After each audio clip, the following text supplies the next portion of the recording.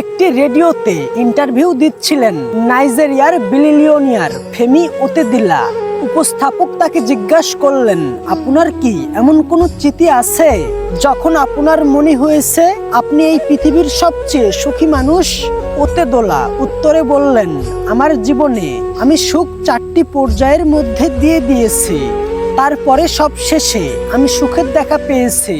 প্রথম পর্যায়ে পারা যায় যত সম্ভব ধন সম্পদ অর্থ করে উপার্জন করা, কিন্তু সবকিছু অর্জন করেও আমি সুখের দেখা পাইনি।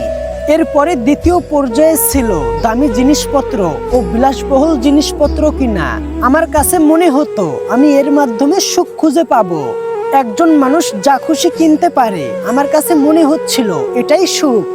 কিন্তু আমি বুঝতে পারলাম দামি ও বিলাসবহুল জিনিসের আকর্ষণ এটা সাময়িক সময়ের জন্য, আমি এখানেও সুখ খুঁজে পেলাম না। এরপরে তৃতীয় পর্যায়ে বড় বড় প্রজেক্ট নিজের করে নেওয়া।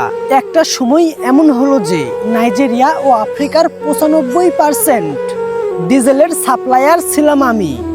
আফ্রিকা ও এশিয়ার সবচেয়ে বড় জাহাজ ছিল আমার, কিন্তু এরপরেও আমি সুখ খুঁজে পেলাম না। এমন অবস্থায় একদিন আমার এক বন্ধু আমাকে অনুরোধ করলো 200 প্রতিবন্ধী বাচ্চাদেরকে হুইল চেয়ার কিনে দিতে। বন্ধুর অনুরোধে তখনই আমি 200 হুইল চেয়ার কিনে ফেললাম। কিন্তু আমার বন্ধু বলল, হুইল চেয়ারগুলো আমি যেন নিজেই তাদের হাতে তুলে দিই। তাই বন্ধুর সাথে আমি সেখানে গিয়ে উপস্থিত হলাম। আমি গিয়ে বাচ্চাদের হাতে হুইল চেয়ার তুলে দিলাম। হুইল চেয়ার পেয়ে তারা আনন্দে এখানে ওখানে ছোটাছুটি করতে লাগলো। এক একজনের মুখে স্বার্থহীন হাসি। তারা কি যে খুশি, যেন এর চেয়ে আনন্দের দিন তাদের জীবনে আর কোনো দিন আসেনি। বাচ্চাদের দেখে আমার মনে হচ্ছিল তারা যেন কোনো পিকনিক স্পটে এসেছে আর সবাই লটারিতে বিশাল অঙ্কের টাকা জিতে গেছে। এইসব দেখে নিজের মধ্যে কেমন জানি একটা আনন্দের অনুভূতি হলো। মনে হলো জীবনের আগের 4টি পর্যায় পার হয়েও সবকিছু পেয়েও এতটা আনন্দ কখনো হয়নি। এরপরে যখন আমি অনুষ্ঠান থেকে বিদায় নিতে যাব, তখন হঠাৎ করে একটা ছেলে এসে আমার পায়ে পড়ে গেল। আমি তার কাছ থেকে নিজের পা ছাড়িয়ে নেওয়ার চেষ্টা করলাম, কিন্তু বাচ্চাটি আরো শক্ত করে পা ধরে আমার দিকে তাকিয়ে রইল। আমি হাঁটু গেড়ে বসে বাচ্চাটিকে জিজ্ঞাসা করলাম, তোমার কি আর কিছু লাগবে?